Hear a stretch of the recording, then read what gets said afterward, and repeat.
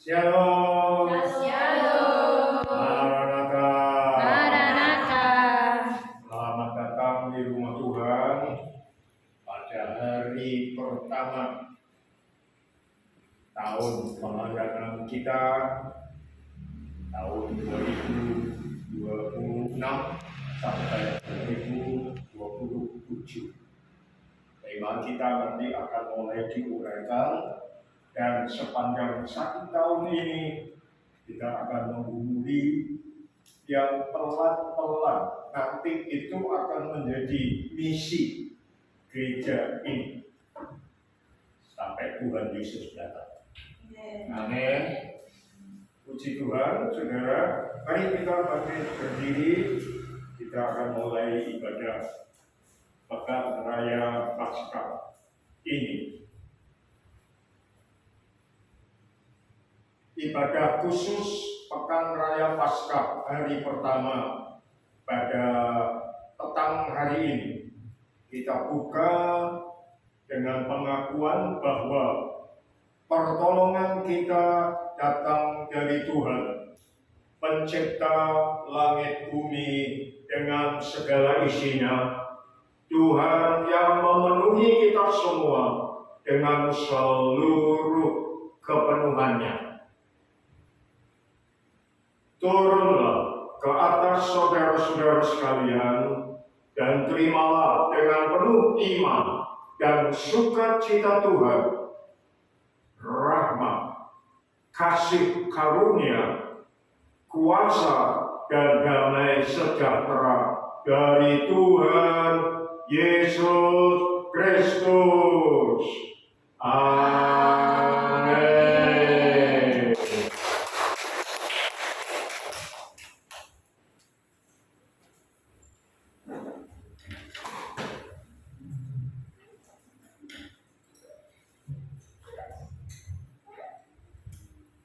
Shalom. Shalom. Ya, terima kasih buat Tuhan.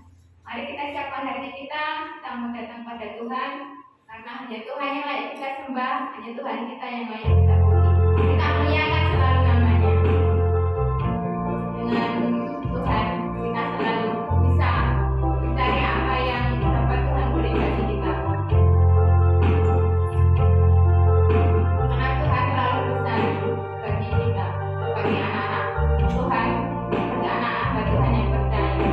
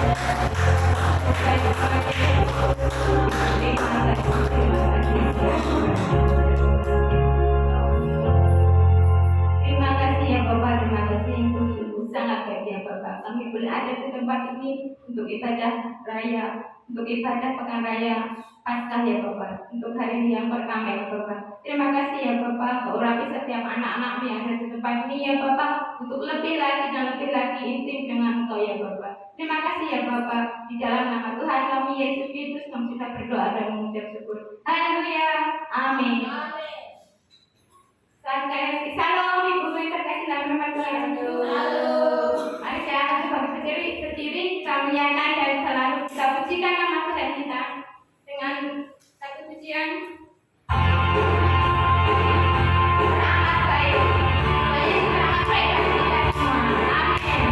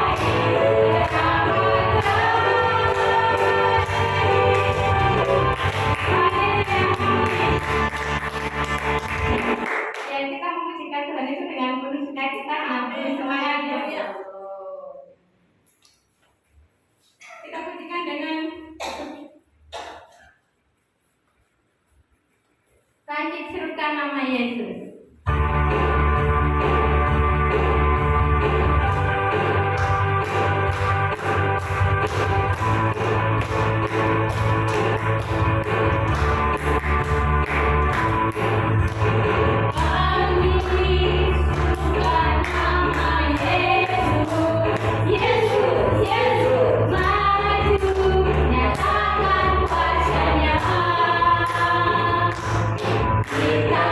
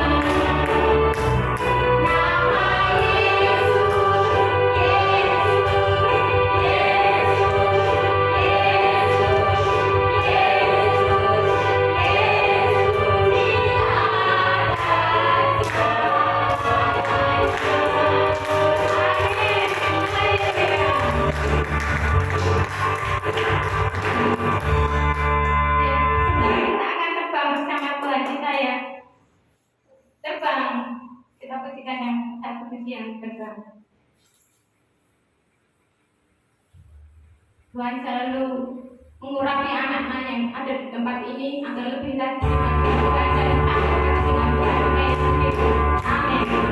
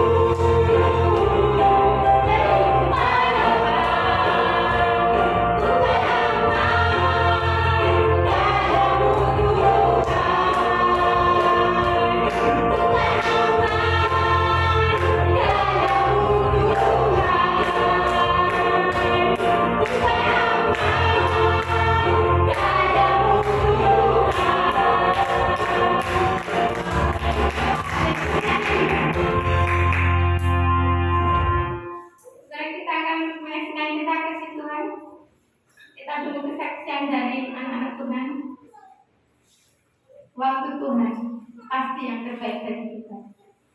Amin.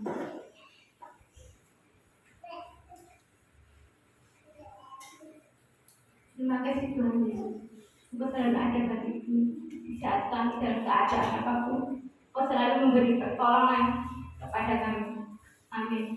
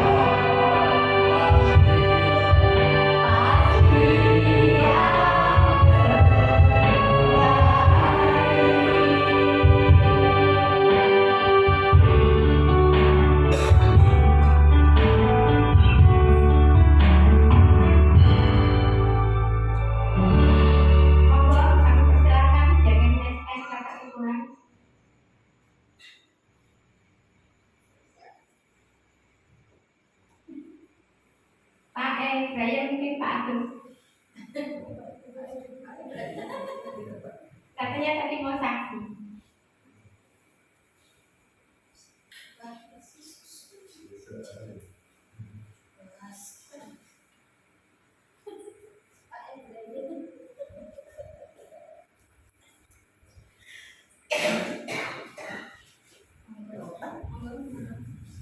Salam saudara-saudara, sedikit berbagi apa yang sukacita, yang banyak. Kami bersyukur kemarin sore kami bisa memberikan mungkin bagi kami yang terbaik buat anak-anak kami yang dimana dulunya itu anak berdua itu selalu berdekat karena HP dan dikarenakan HP-nya katanya juga layarnya sudah mulai kabur, minta beli yang baru. Tapi harganya tuh nggak ada yang di bawah 1 juta.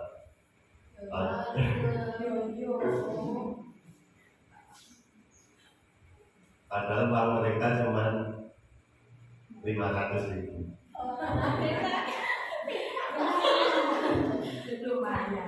Dan puji Tuhan, setelah keliling-keliling di matahari, Tuhan berikan yang terbaik buat mereka berdua. Kita dapatkan harga 1,4, dan puji Tuhan tabungan istri bisa mencukupi untuk menutup kekurangan dari mereka, dan itu boleh memberikan sukacita yang tersendiri buat anak-anak kami di hari menjelang Paskah. Mereka mendapatkan kado dari Tuhan, mungkin yang pasti yang terbaik buat mereka berdua. Itu saja pekerjaan dari kami. Terima kasih Tuhan Yesus memberkati. Sekian yang luar biasa dari Pak Agus ya. Oke, ada lagi ingin menyambung? Jika belum ada, kita berikan kesempatan yang baik untuk Tuhan. Kita berdoa terlebih dahulu.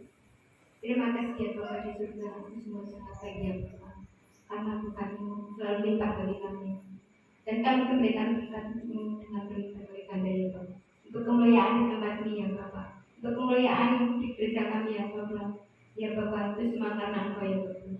Terima kasih ya Tuhan Yesus, terima kasih. Di dalam nama Tuhan kami Yesus Kristus kami sudah berdoa dan mengucap syukur. Haleluya, amin. Kita persilakan dengan saksi.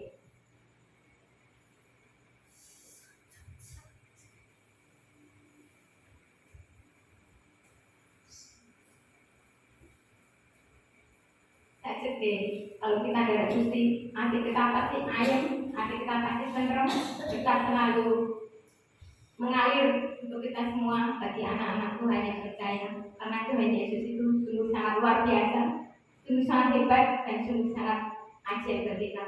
Amin.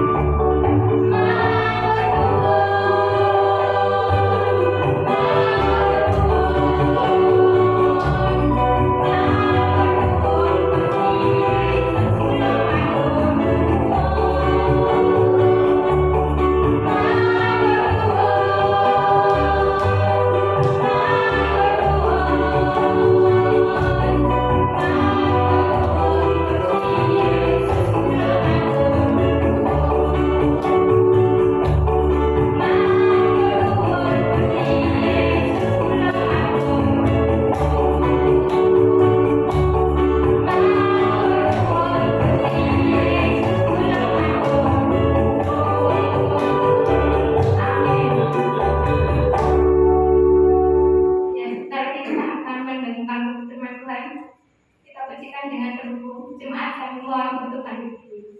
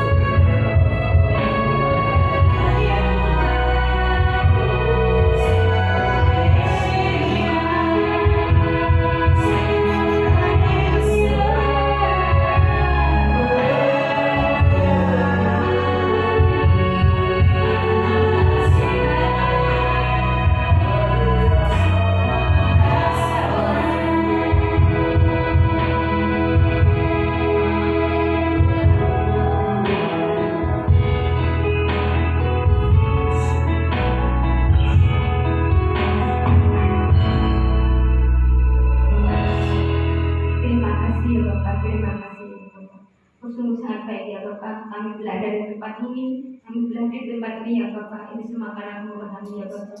Untuk mendengarkan firman-Mu yang penuh dengan kebenaran ya Bapak. Firman-Mu yang selalu menjadi tonggak bagi kehidupan kami ya Bapak. Terima kasih ya Bapak. Engkau berkati hamba-Mu yang akan mendengar firman ya Bapak. Engkau tutup bungkus dengan darah-Mu yang kudus ya Bapak. Melalui beliau kita kami boleh mengerti apa arti firman dari Engkau ya Bapak. Terima kasih ya Bapak. Terima kasih di dalam nama Tuhan kami Yesus Kristus kami sudah berdoa dan mengucap syukur. Haleluya. Amin. Mari silakan duduk.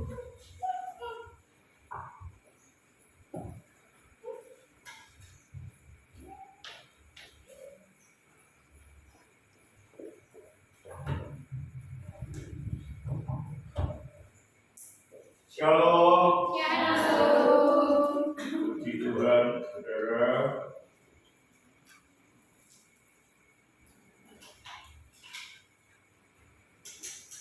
Satu minggu sebelum hari ini atau sebelum minggu kemarin, saya mulai dengan pertolongan Tuhan mengisi setiap hari dengan renungan harian dan doa Theovolente nanti bisa setiap hari terus menerus. Dan itu bukan sekedar renungan asal dapat, tetapi ada kaitannya dengan tahun pelayanan kita. Saudara, tradisi gereja biasanya kalau hari-hari raya khusus, Natal, Paskah, Pentakosta, dan seterusnya, maka tema-tema yang diberikan selalu ada kaitannya dengan kelahiran Yesus, kematian, kebangkitan Yesus, lalu pencurahan Roh Kudus secara gereja. Dan saya sudah berulang-ulang merenungkan, maka kita tidak selalu mengikuti tradisi seperti ini, tetapi kita akan menembus dengan kuasa kelahiran, dengan kuasa kematian, dengan kuasa kebangkitan dan kenaikan Yesus yang duduk di sebelah kanan Bapa, lalu mencurahkan Roh Kudus lahir gereja, itu dalam bentuk pengembangannya. Ya, jadi tidak selalu kembali peristiwa Bethlehem, peristiwa Bukit Golgota, peristiwa loteng Yerusalem, tetapi bagaimana kita sekarang sebagai gereja menghidupi semua yang sudah dilakukan oleh Tuhan dalam kehidupan kita sehari-hari. Saudara, tema pelayanan tahun pelayanan 26-27 ini adalah menjadi jemaat Kristus yang hidup, sehat, dan benar. Dan melalui tema 1 tahun ini, saya berdoa nantinya pelan-pelan, tidak menunggu sampai 10 tahun, tetapi dengan berjalannya waktu, maka kita dapat menangkap menjadi jemaat Kristus yang hidup, sehat, dan benar. Itu bukan hanya sebagai tema tahunan, tetapi betul-betul menjadi misi yang kita terima dari Tuhan. Misi itu adalah siapa dan untuk apa kita dipanggil.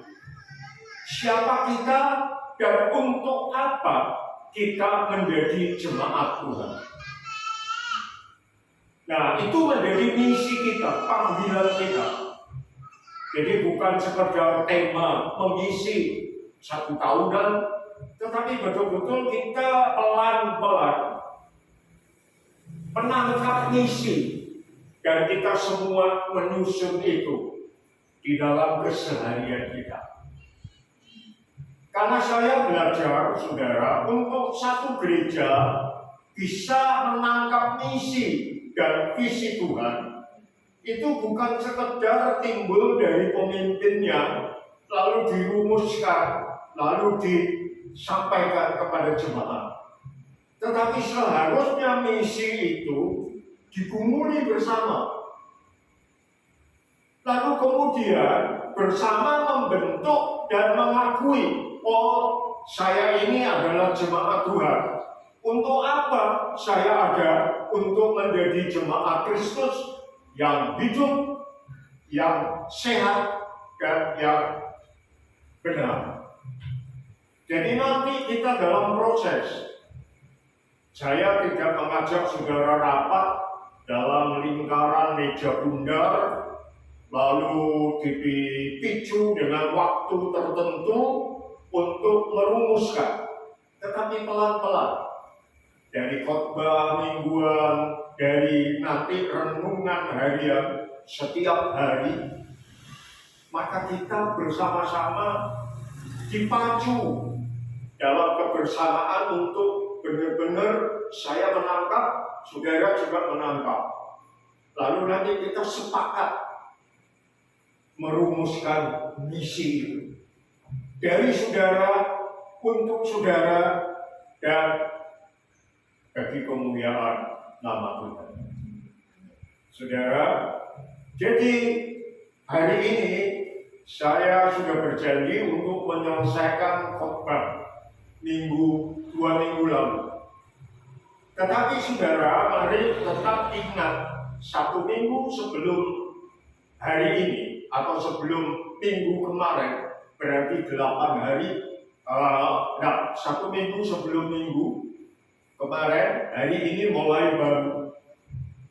Kita sudah bersama-sama menghayati kembali tentang salib Kristus. Itu awalnya untuk kita memasuki tahun ini. Rasul-rasul tidak malu mengaku bahwa Injil yang disampaikan adalah pemberitaan tentang salib. Padahal salib itu kita tahu cara mati yang paling terkutuk, yang paling hina, dan dihindari oleh baik orang Romawi, orang Yunani, maupun orang Yahudi.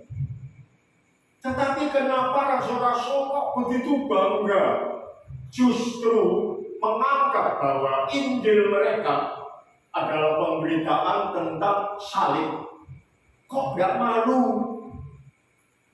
Lebih baik dihindari ya Injil kebangkitan atau apa. Tetapi ternyata dasarnya adalah seperti yang tertulis di kitab suci, bahwa berita tentang salib itu adalah kebodohan bagi dunia. Tetapi bagi kita yang percaya, berita tentang salib itu adalah kuasa, hikmat dari Tuhan. Dan sepanjang 6 hari dalam 1 minggu kemarin, kita sudah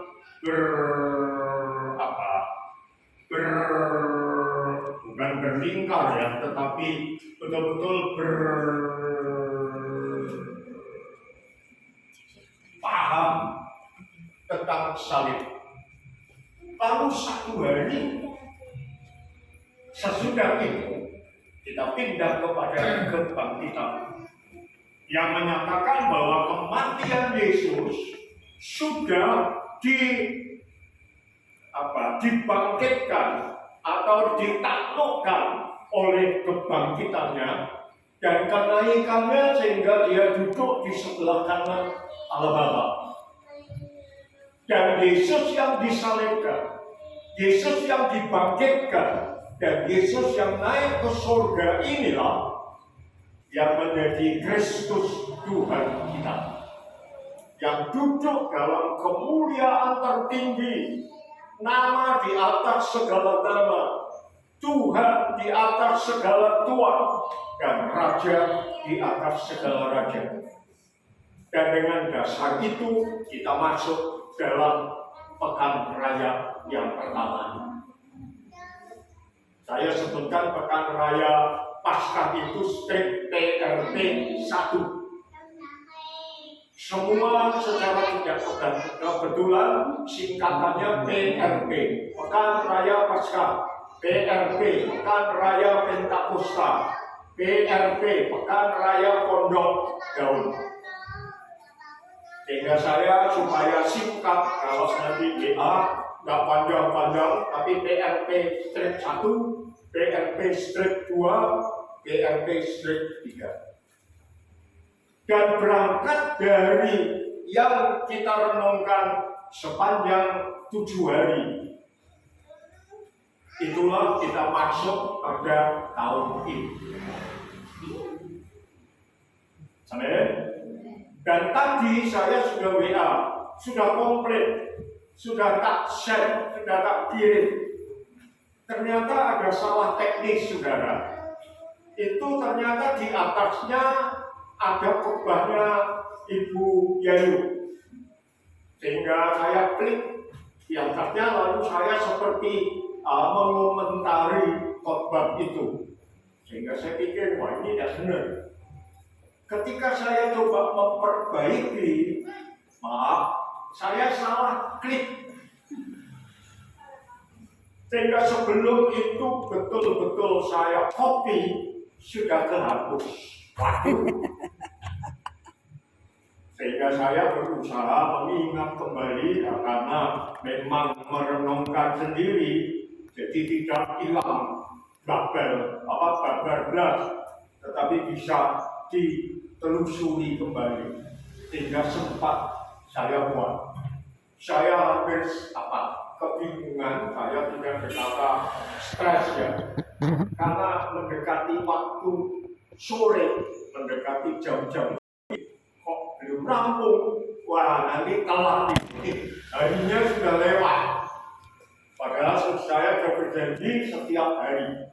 Bahkan kalau minggu, kemarin saya menyampaikan kepada adik-adik remaja Prabaptisan, kalau minggu saya sengaja malam sudah membuat untuk minggunya. Lalu begitu bangun, sepagi mungkin, kemarin saya bangun jam 4, kalau tidak salah, sudah saya send, sudah saya klik, kirim. Sehingga pemikiran saya, begitu saudara bangun, kalau saudara punya kebiasaan begitu bangun, berdoa dulu, puji Tuhan. Lalu setelah itu, biasanya ada yang langsung ke handphone. Atau ada yang begitu bangun, langsung handphone. Pemikiran saya adalah, begitu saudara bangun, dan kalau saudara paling cepat buka handphone saudara, sudah ada renungan minggu. Karena kalau nggak cepat, karena ibadah, lalu kegiatan lain, nanti bisa lewat. Ya, dan hari ini sudah ada renungan harian di WA saudara. Nanti kita singgung sebentar setelah khotbah ini selesai, karena ada hubungan. Baik. Sekarang kita masuk dalam khotbah ini. Pada mulanya, saya tidak mau mengulang.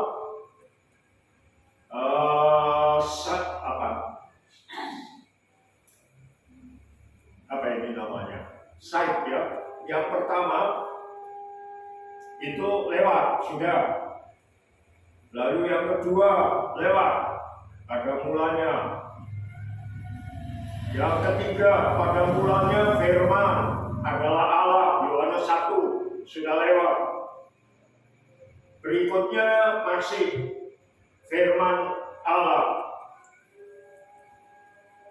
Markus 1 ayat 1. Ya, terus lanjut, sudah. Lanjut. Ibrani 1 ayat 10, sudah lewat. Pada mulanya asal usul arti sudah lewat. Soalnya kalau saya ulas lagi nanti kedawan, dan saudara sudah dapat itu. Kemudian ini.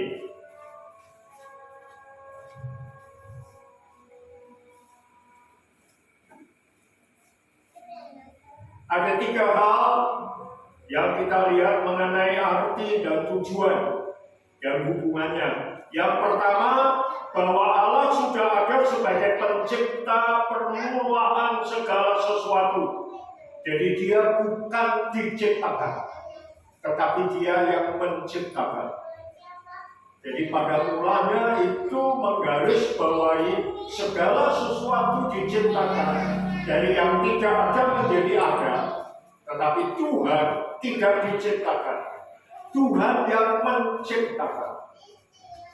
Dan kalau tidak ada Tuhan, maka tidak ada yang diciptakan. Itu yang pertama.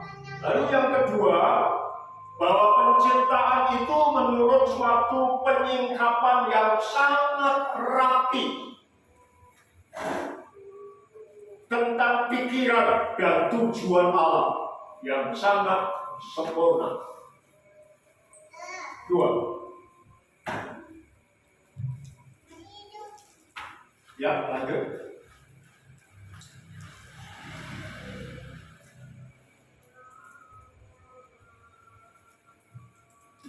Ada. Ya. Jadi sangat rapi. Dan ada pikiran Tuhan yang begitu luar biasa yang menunjukkan tujuan kenapa dia menciptakan dengan sempurna. Apa saja itu? Nah, kita lihat. Yang pertama kemarin terakhir itu ya, bahwa ternyata ada 2 kelompok.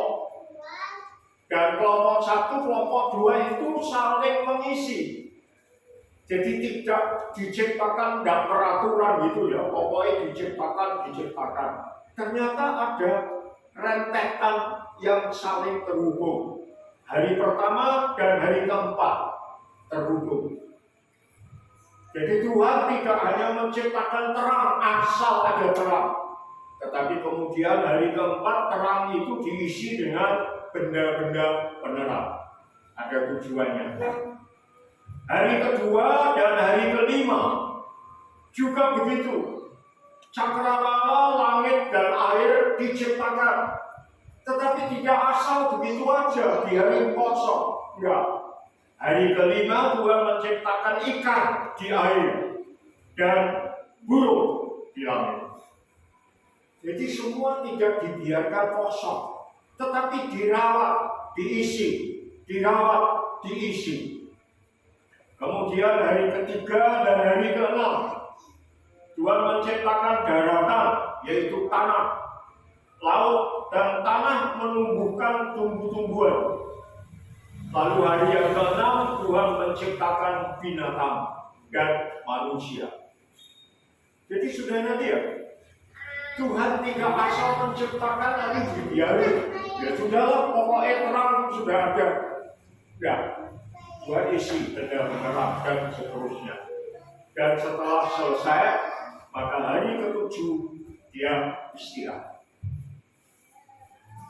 Begitu juga dengan hidup kita, saudara. Ketika saudara dan saya diciptakan menjadi ciptaan baru, Tuhan tidak asal melahirkan saudara baru jadi Kristen sudah lalu jadi pajangan, tidak diisi hidup saudara tiap hari. Tuhan isi. Sehingga kita makin bertumbuh, makin dewasa, makin sempurna. Tuhan tidak membiarkan saudara ciptaan tanpa tujuan. Ciptaan yang kosong, melompong, omong saja. Enggak. Tapi Tuhan isi itu. Oke, lanjut. Ini sekarang betul-betul lanjutan yang sampai itu 2 minggu lalu sudah. Sekarang kita masuk masih 2, tadi 2A, sekarang 2B. Dalam cara rangkap 3, tapi 1 tujuan.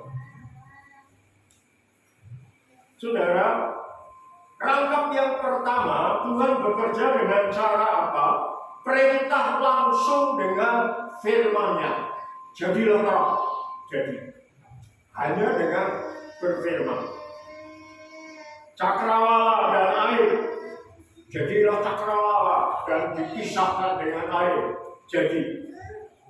Tanah yang kering, jadi. Benda penerang, jadi. Burung dan ikan, jadi. Itu level 1, hanya dengan omong. Jadilah, jadilah, jadilah. Lalu level yang kedua, saudara, Tuhan bekerja. Jadi Tuhan itu bukan asal omong-omong saja. Dia omong, dia juga bekerja. Luar biasa. Sebetulnya dia kan bisa cuma omong aja, saudara. Ya loh, semua diciptakan ngomong saja. Jadilah manusia, ada jadi. Bisa. Tetapi Tuhan kita bukan sekedar asal bunyi, tetapi dia bekerja. Nah itu level yang kedua. Dia memisahkan terang dan gelap. Ya. Dia menjadikan cakrawala dan memisahkan air. Dia menjadikan benda penerang. Dia menaruhnya di cakrawala untuk penerang siang dan malam. Menaruh, kata kerja. Memisahkan, kata kerja. Menjadikan benda, kata kerja. Gitu? Yang level pertama kan Pak ngomong, hendaklah, jadilah. Yang kedua pakai kata kerja, berarti dia kerja. Menciptakan ikan dan burung, kata kerja. Binatang liar dan melata, kata kerja. Lalu puncaknya dia menjadikan manusia menurut gambar dan rupa. Ini kerja yang lebih serius. Karena apa? Dia ngambil tanah, membentuk kayak boneka dari tanah. Bukan boneka dari India. Masih ingat waktu itu? Yang seusia di bawah saya 10 tahun, masih ingat itu ya. Masih ingat? Boneka cantik dari India.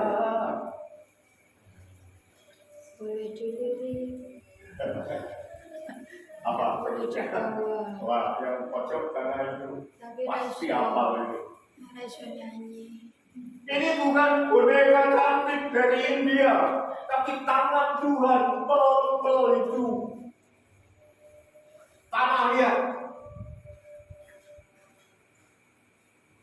Lalu setelah dipel-pel, dihembuskan nafasnya ke hidung. Jadi patung tanah liat itu ada hidungnya, saudara. Komplit. Lalu dipel. Jadilah ada makhluk yang hidup, bekerja dengan tangan. Saudara, kita dikerjakan oleh Tuhan dengan tangan. Amen. Itu level kedua. Lanjut. Level yang ketiga, pembentukan rangkap 3. Ini yang ketiga. Allah menggunakan aktivitas ciptaan-ciptaan itu sendiri. Luar biasa. Maksudnya apa ini?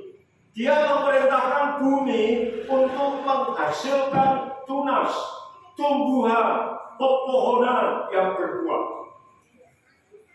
Jadi tanah itu diberi kuasa menumbuhkan.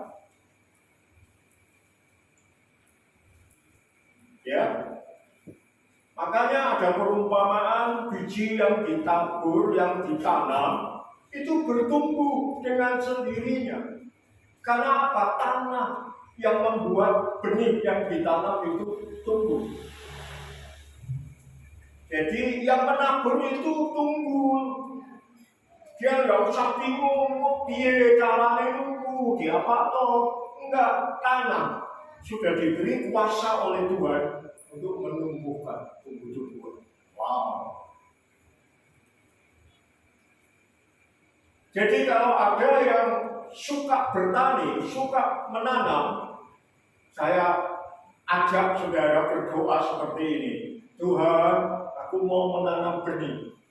Beri tanah yang aku tanami ini kuasa yang khusus supaya dia bisa menumbuhkan dengan baik. Karena apa? Tuhan yang memberi kuasa kepada tanah untuk menumbuhkan. Luar biasa. Ya toh? Ini loh rangkap 3 apa yang dilakukan pada mulanya Allah menciptakan. Biasanya kita membaca ayat ini, saya juga sering membaca ayat ini, biasanya hanya berpikir, oh segala sesuatu diciptakan. Udah, titik. Tapi coba kalau kita masuk lebih dalam, wow, kita akan semakin kagum. Ternyata Tuhan itu gak asal bumi ya. Dia garap sendiri itu. Kalau petani macul di tanah, kalau pematung itu membuat, maka Tuhan pada awalnya juga membuat Adam dari tanah. Ya.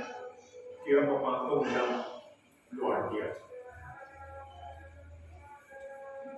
Saya yakin Adam dan Hawa itu mesti paling ganteng, paling ayu. Ya. Gak mungkin Tuhan menciptakan Adam kopeng. Ya. Jadi Tuhan bekerja dengan tangannya. Terus meminta terang menguasai siang dan malam. Jadi benda terang itu diberi kuasa juga.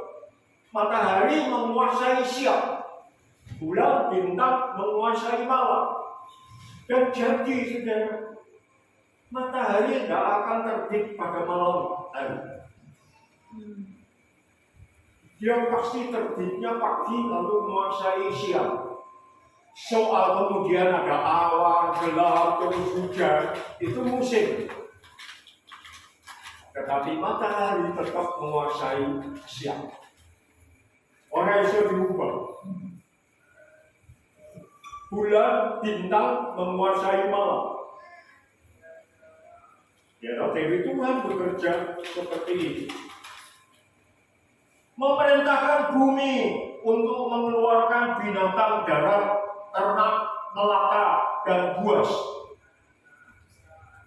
Jadi binatang-binatang ini tidak dibuat oleh aneh. Tetapi Tuhan memerintahkan tanah mengeluarkan binatang-binatang. Jadi tanah, binatang itu berasal dari tanah. Saudara dan saya memang juga berasal dari tanah. Tetapi binatang itu tidak dihembusi nafas Allah. Saudara dan saya melalui Adam dihembusi nafas. Beda. Tetapi binatang itu muncul dari tanah ketika Tuhan memberi kuasa. Ya, jadi Tuhan bekerja dengan rangkap 3 seperti itu. Kemudian yang terakhir, Tuhan memerintah manusia untuk beranak cucu, memenuhi, menguasai, dan mengelola bumi. Tuhan tidak perlu lagi menciptakan manusia yang kedua, manusia yang ketiga, tetapi memberi kuasa kepada Adam dan Hawa untuk menikah, kemudian bisa beranak cucu. Saya termasuk apa ini? Buyut, canggah, pelahan, apalagi wayang. Entah wis urusannya entah. Jadi putunya Adam lo enggak ya sudah.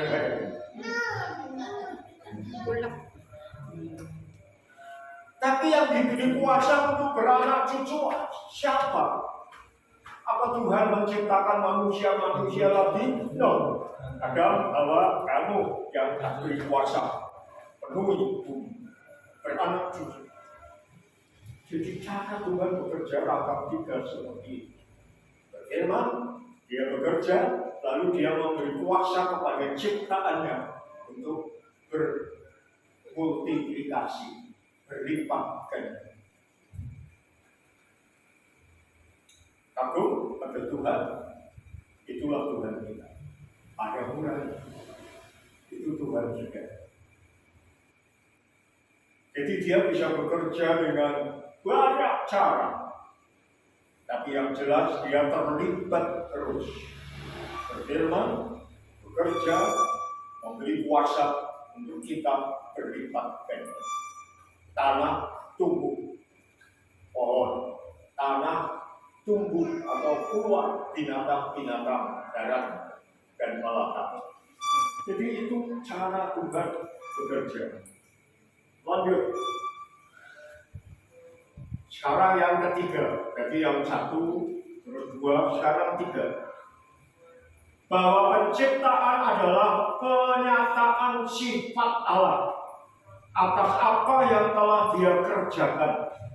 Yaitu dalam ungkapan Allah melihat semuanya itu baik. Lalu meningkat, Allah melihat segala yang dijadikannya itu sungguh amat baik.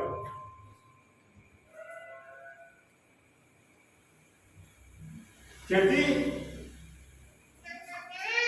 hubungan atau tujuan dari penciptaan Allah yang ketiga, yang terakhir, bahwa semua ciptaannya itu baik, sungguh amat baik. Saudara, manusia akhirnya diberi kuasa untuk menjadikan hak cipta, tapi dari yang ada menjadi lebih baik. Handphone diciptakan bukan dari yang tidak ada. Memang tidak ada dulu, belum ada handphone, tapi bahannya sudah ada.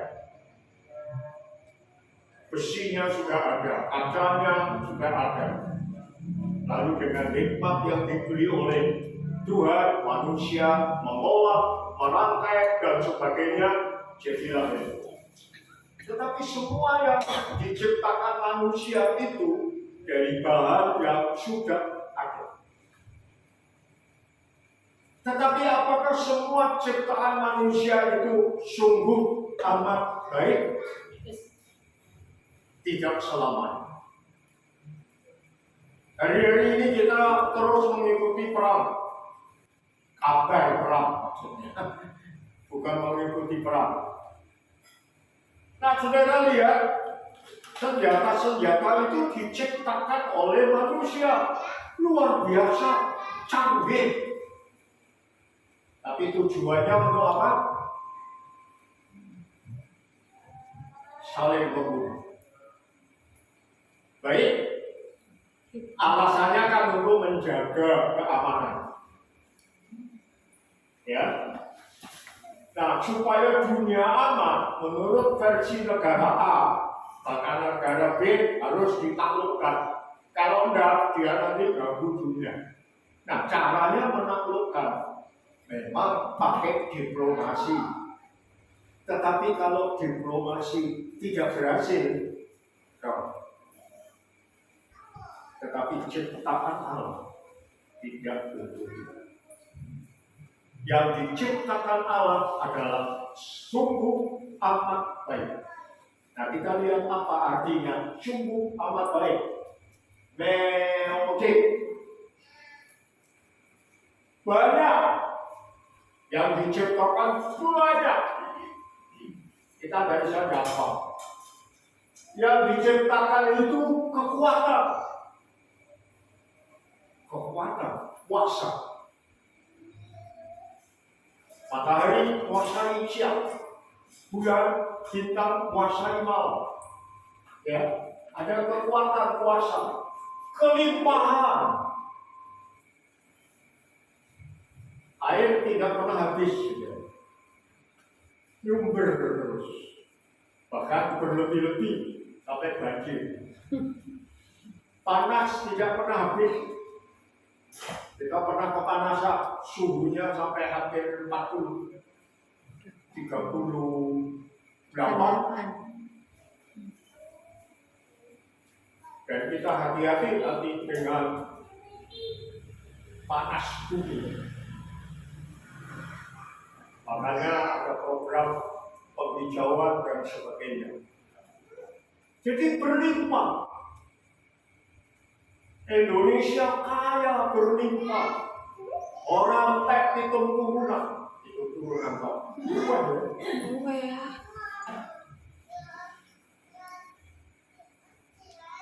Saya aja sudah 3 turunan. Ya, papa 4 turunan. Buyut. Aku sudah cakuran. Ya wis hitung dhewe.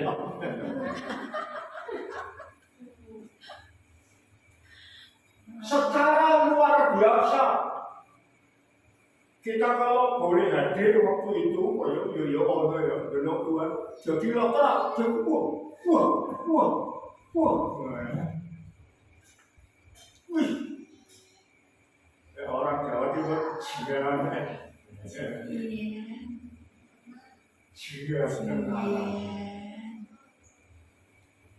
dahsyat dan lebih dari biasanya.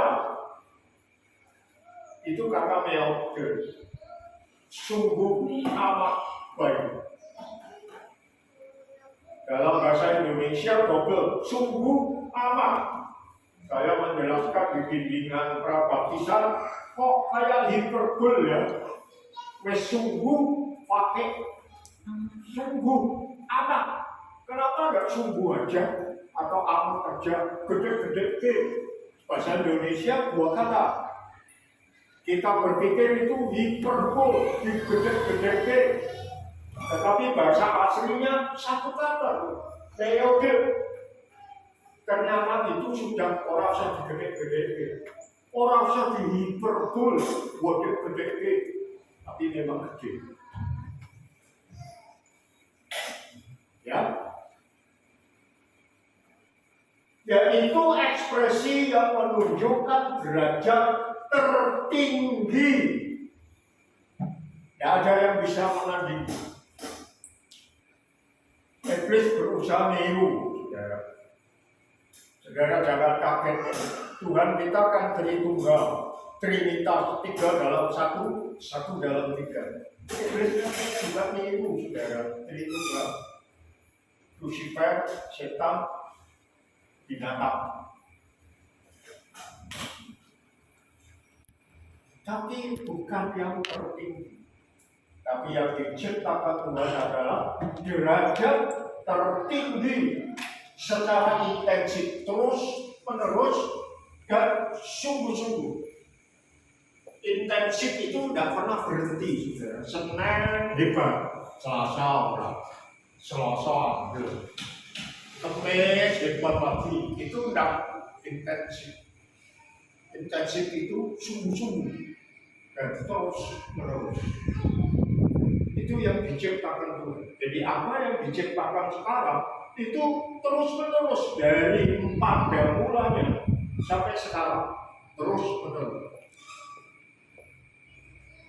Dan superlatif itu super banget. Tingkat perbandingan yang teratas, paling terutama ketika diulang. Jadi itu pada mulanya Allah, itu Allah saudara, Allah saya. Koyok ini. Dan yang menciptakan itu ketiga-tiganya. Bapak, Anak, Roh Kudus bekerja sama. Dan itu Allah kita. Allah. Koyok ini. Kenapa saya perlu menekankan khotbah ini? Supaya ketika kita memasuki kehidupan yang nyata, harian, Dan ada banyak tantangan. Mungkin pernah jatuh, mungkin pernah dipermalukan, dan sebagainya. Tapi ingat, pada mulanya Allah sempurna dan akan terus membuat saudara sempurna. Jatuh diangkat. Bukankah Tuhan berkata 7 kali orang benar itu jatuh, tetapi dia akan bangkit. Itu Allah. Itu Allah. Oleh karena itu saya ingin dikatakan pada bulan belum nanti kita lihat pekerjaan Bapak setiap harinya. Bapakku bekerja sampai hari ini, kata Yesus, dan aku juga bekerja. Wow. Dia tidak hanya bekerja pada mulanya mencipta, tetapi dia juga bekerja dalam hidupku dan hidup. Amin. Lanjut.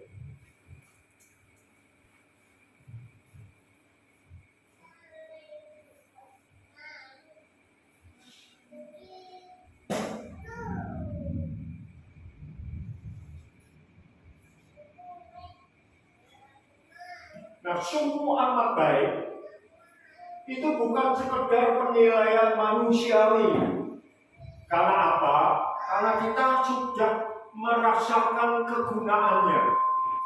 Sudah berguna bagi kita dan menguntungkan kita. Kadang-kadang saudara, semua yang dinilai oleh manusia itu bisa murni, bisa tulus. Tetapi kadang-kadang karena itu baik, karena apa? Menguntungkan. Itu baik karena apa? Berguna bagi dia. Coba kalau tidak menguntungkan, saudara akan berkata, baik kok dia.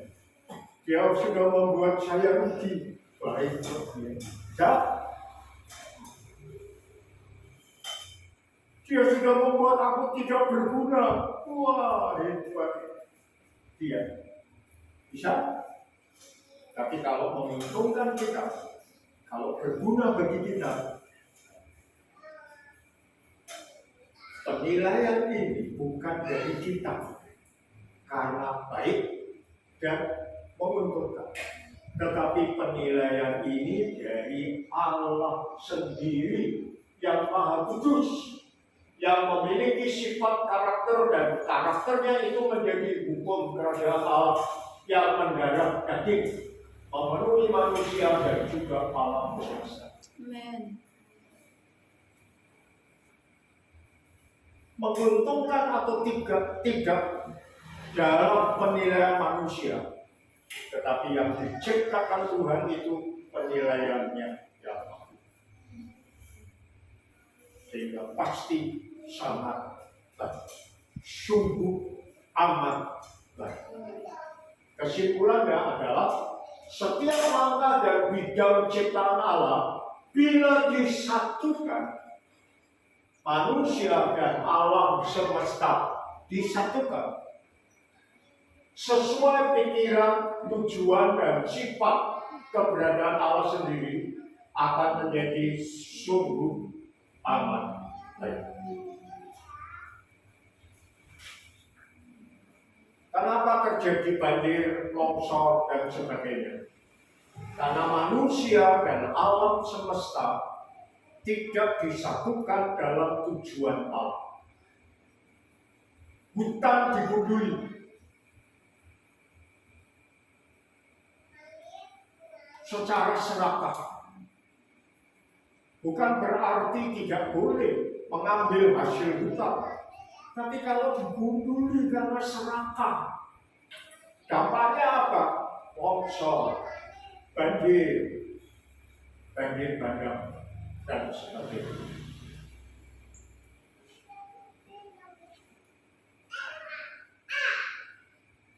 Semua dibabak, timbul pemanasan bumi. Ketika manusia dan alam semesta tidak disatukan dalam tujuan Allah untuk menguasai dan mengelola bumi, maka tidak boleh.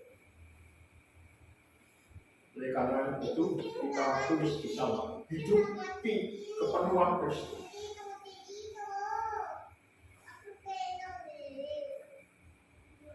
Maknai hidup berdampak terhadap alam semesta. Manusia disatukan dengan alam semesta menurut tujuan penciptaan, maka hasilnya akan sungguh amat baik. Ketika apa yang saudara kerjakan, mengelola pekerjaanmu, mengelola bumi dalam bentuk hasil karya, disatukan dengan tujuan Allah, maka hasilnya sungguh amat baik. Ketika pekerjaanmu disatukan dengan tujuan Allah, bukan hanya sekedar pokoknya untuk, pokoknya aku kaya. Tapi kalau sesuai dengan tujuan Allah, aku bekerja di tempat ini, misiku apa? Tuhan tahu di sini untuk apa? Bukan hanya mengelola kekayaan, asal menguntungkan dan baik untuk kita, berguna bagi kita. Tetapi untuk tujuan Allah, maka pekerjaan akan menjadi sungguh amat baik. Ketika kita mengelola jemaat bersama-sama sesuai dengan tujuan Allah, tujuannya Allah apa? Menjadi jemaat Kristus yang hidup, sehat, dan benar, maka jemaat akan menjadi sungguh amat baik. Amin.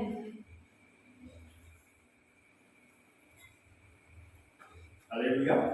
Amin. Baik. Ini beberapa ayat penutup. Roma 10 ayat 11. Karena kitab suci berkata, barang siapa yang percaya kepada Dia tidak akan dipermalukan, sebab tidak ada perbedaan antara orang Yahudi dan orang Yunani, karena Allah yang satu itu adalah Tuhan dari semua orang, kaya bagi semua orang yang berseru kepada Tuhan yang satu, yang menciptakan langit dan bumi. Pada mulanya Allah itu adalah Tuhan bagi semua. Amin. Bukan hanya untuk orang Yahudi saja, umat ciptaan Allah. Bukan hanya untuk orang Yunani saja, yang bukan umat biji mata Tuhan. Bukan hanya untuk gereja yang besar saja, tetapi juga untuk gereja yang kecil. Tuhan itu kaya bagi semua orang. Tuhan saudara tidak beda dengan Tuhannya orang-orang Kristen gereja yang besar.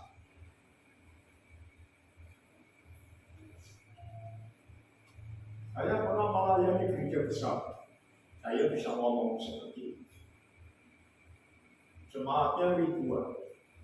Saya meninggalkan jemaat itu sedang menyelesaikan 5 lantai bangunan. Dan sekarang saya melayani jemaat yang kecil. Tuhannya ternyata tidak beda. Bahkan nanti kalau saya baca renungan hari ini, saya berharap saudara terus ya ikuti, bukan hanya dibaca selesai, tapi direnungkan.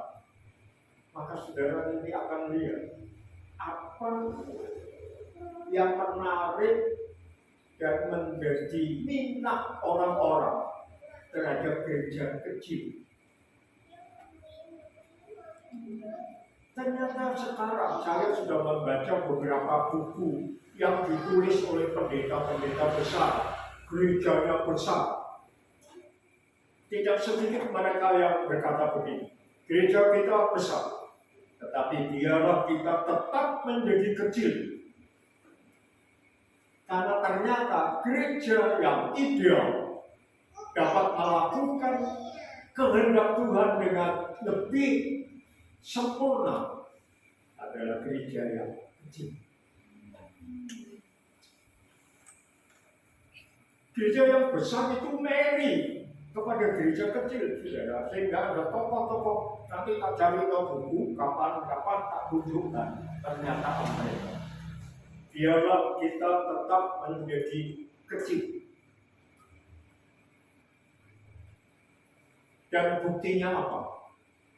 Tidak sedikit gereja-gereja besar yang kewalahan melayani, membentuk kelompok-kelompok sel. Saudara tahu, itu gereja kecil di dalam gereja besar.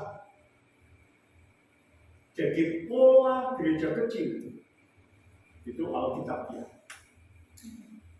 Itu teologinya kuat dan fungsinya lebih bagus, bekerjanya lebih cepat. Kumpulkan rapat saja. Gereja yang kecil lebih gampang. Dan saya harap di sini juga masih gampang ya. Untuk kapan kita kumpul? Jadi tidak ada bedanya. Tapi justru yang kecil itu diperhatikan. Bukankah pola Tuhan kalau ada 2 atau 3 orang berkumpul atas namaku, aku ada di tengah-tengah. Gereja kecil. Kalau pelayanan kita, jangan saudara berpikir, Paulus ini konsepnya dulu ya. Oh kita mampu. Hapus itu dari pikiran kita. Karena justru pola gereja kecil itu yang jadi intian dari gereja-gereja besar. Lanjut. Roma 11 ayat 33 dan 36. Alangkah dalamnya kekayaan, hikmat dan pengetahuan Allah. Sungguh tak terselidiki keputusan-keputusannya dan sungguh tak terselami jalan-jalannya. Sebab segala sesuatu adalah dari Dia dan oleh Dia dan kepada Dia. Bagi Dialah kemuliaan sampai selama-lamanya. Kalimat yang saya beri garis kapital, huruf kapital besar-besar, itu adalah kata lain dari pada mulanya Allah menciptakan. Karena dari Ibrani yang ada di ayat permulaan, segala sesuatu yang ada dimulai dari yang tidak ada. Dan itu kalau tidak ada Tuhan yang menciptakan, segala sesuatu itu tidak akan pernah ada. Itu kalau pakai kalimat saya. Bukankah itu sama dengan ini? Segala sesuatu adalah dari Dia. Dia yang menciptakan. Dan oleh Dia, melalui Yesus. Melalui Dia. Dan kepada Dia. Jadi ini mengingatkan kita, saudara, betapa kaya hikmat dan dalamnya pengetahuan Allah, pencipta segala sesuatu. Dan Allah itu adalah Allah-Mu. Amin. Amin. Penutup. Kolose 1 ayat 9 dan 10.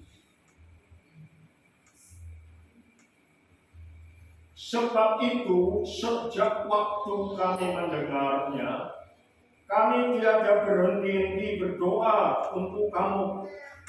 Kami meminta supaya kamu menerima segala hikmat dan pengertian yang benar untuk mengetahui kehendak Tuhan dengan sempurna, sehingga hidupmu layak di hadapannya serta berkenan kepadanya dalam segala hal, dan kamu memberi buah dalam segala pekerjaan yang baik dan bertumbuh dalam pengetahuan yang benar tentang Allah.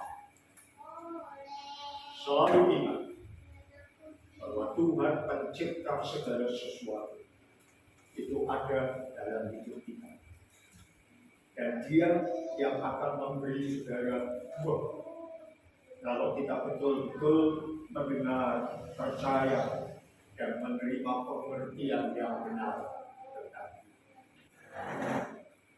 Kita masuk tahun pelayanan dengan pola pikir pada Tuhan pencipta segala sesuatu. Sebetulnya saya sedang kutip copy paste di flash disk dari WA hari ini, renungan hari ini, dan maksud saya mau saya sampaikan kepada saudara. Tetapi ini sudah jam 7:40, sudah lebih dari 1 jam setengah. Oleh karena itu, saudara, saya berdoa, mari kita bekerja sama. Saudara renungkan renungan harian hari ini. Di situ saudara akan membaca dan cobalah memahami uniknya jemaat kecil. Yang ternyata justru dari karakter atau ciri khas gereja atau jemaat kecil ini, kita bisa melihat untuk kita bisa bertumbuh menjadi jemaat Kristus yang hidup, yang sehat, dan yang benar. Gak usah jadi gereja yang besar dulu, karena yang besar itu belajar dari kita yang kecil. Amin. Amin. Baca dan renungkan ya. Ikuti terus renungan harian, karena itu tidak sekedar diisi pasal Al-Quran, tetapi semua kait mengkait.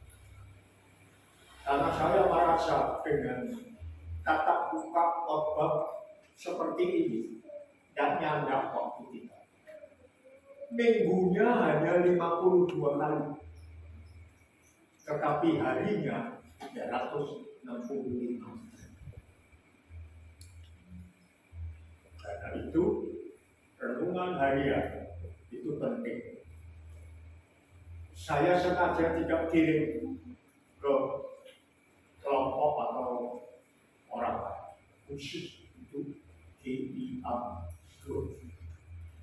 Hanya satu yang hari ini saya kirim sebagai satu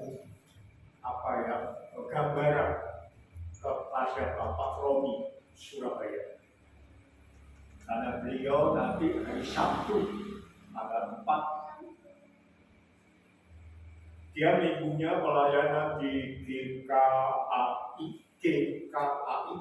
Gereja Kristen Alkitab Indonesia.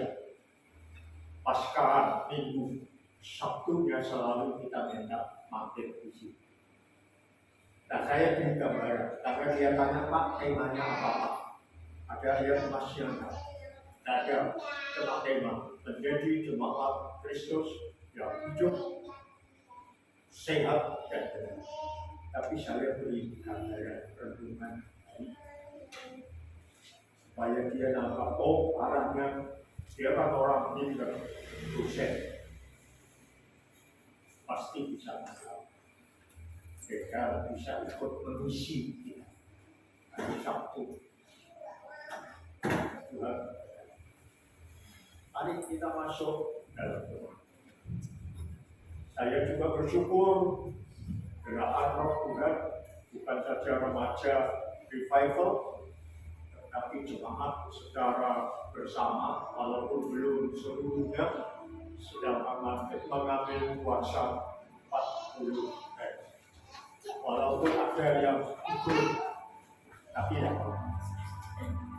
paling tidak sudah ada niat dan sudah ada yang terus. Kapan selesainya? Besok.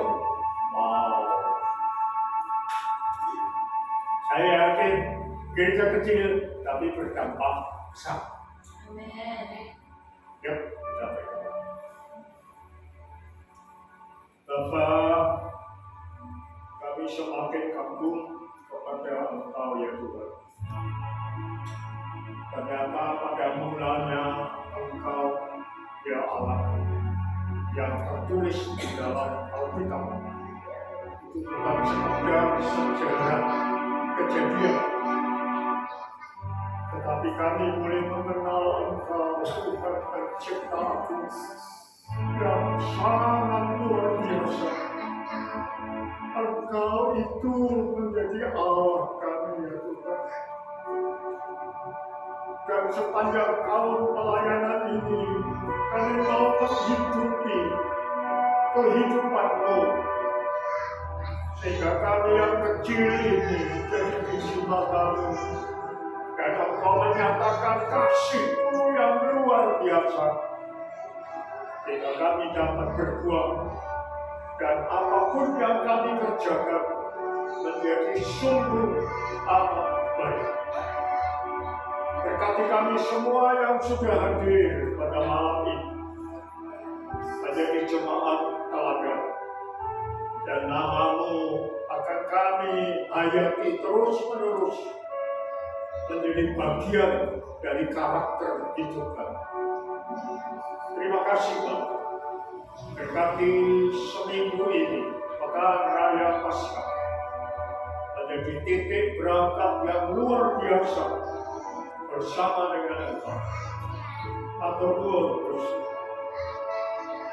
Di dalam nama Tuhan Yesus Kristus kami berdoa. Amin. Puji Tuhan. Besok sore saya akan ngomong, besok pagi wakil salah. Karena besok pagi itu berarti besok sore. Besok sore petang sore petang kita datang pagi menikmati. Yuk kita pergi. Ada orang lain? Sorry, saya dilirik oleh kabel. Yuk kita berdiri, kita akhiri ibadah. Saudaraku yang kekasih, Engkau adalah biji mata Tuhan. Engkau menjadi pusat perhatian Tuhan. Jangan kecil hati, jangan pernah kecewa kepada-Nya. Dia tidak pernah mempermalukan kita. Dia akan membawa kita masuk pada hikmat-Nya yang dalam dan membawa kita kepada kekayaan-Nya dan kemuliaan-Nya yang luar biasa. Sekalipun engkau kecil, seperti ulat kecil, bagaikan orang Israel juga, yang di hadapan negara-negara lain merupakan ulat kecil. Tetapi yang kecil ini, engkau adalah biji mata Tuhan. Berdiri terus di hadapannya, nantikan Dia, karena sepanjang hidupmu Tuhan akan terus melakukan hal-hal yang sungguh amat baik. Haleluya. Pulanglah dengan penuh sukacita dan jadilah saksi bukti hidup kepada komunitas. Terimalah kasih karunia dan damai sejahtera dari Tuhan Yesus Kristus, kasih sayang dari Bapa yang di surga, serta persekutuan Roh Kudus menyertai saudara sampai selama-lamanya.